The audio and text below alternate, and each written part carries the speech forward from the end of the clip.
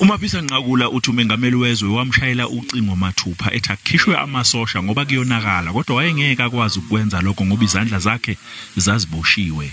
President calls me. President is asking for the deployment of the SANDF, right?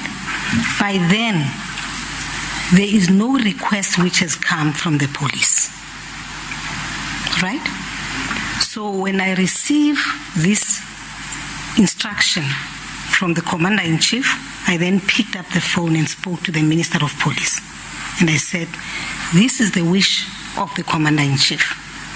Uthi nakuba izibhelu zayiqhubeka kudatshwa impahla kucekelwa phansi nenqalazinda kodwa amaphoyisa ngaleso sikhathi awazange amtshele ukuthi adinga usizo lwakhe ngakho ke ayikho naye into ayengayenza. Uthi akumele izwe lejwayele ukuthi kuzothuma kunenkinga bese abantu bakulelizwe besasazelwa ngamasosha.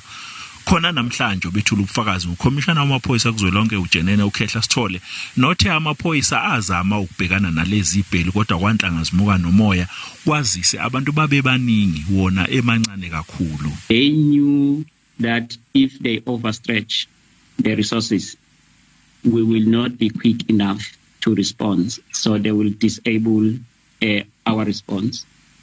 But then the whole improvement approach requires a holistic approach. Unoziviwe Mapisa Nqakula utshelele Sigcawu ukuthi kwathi uma kuqala izibhelu kwajutshwa amasosha ezinkulungwane ezimbili kwathi ekhambeni kwesikhathi kwathunyelwa amanye agcine izinkulungwane eziyishumi kwabonakala ukuthi isimo simanzonzo agcine engeziwe amasosha aba izinkulungwane engamashumi 25 ukujutshwa kwalamasosha kwadla umbuso imali ecele ezigidini ezingamakhulu ayizikhombisa zamarandi.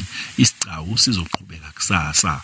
NginguCalvin Dludla wezindaba zeSABC.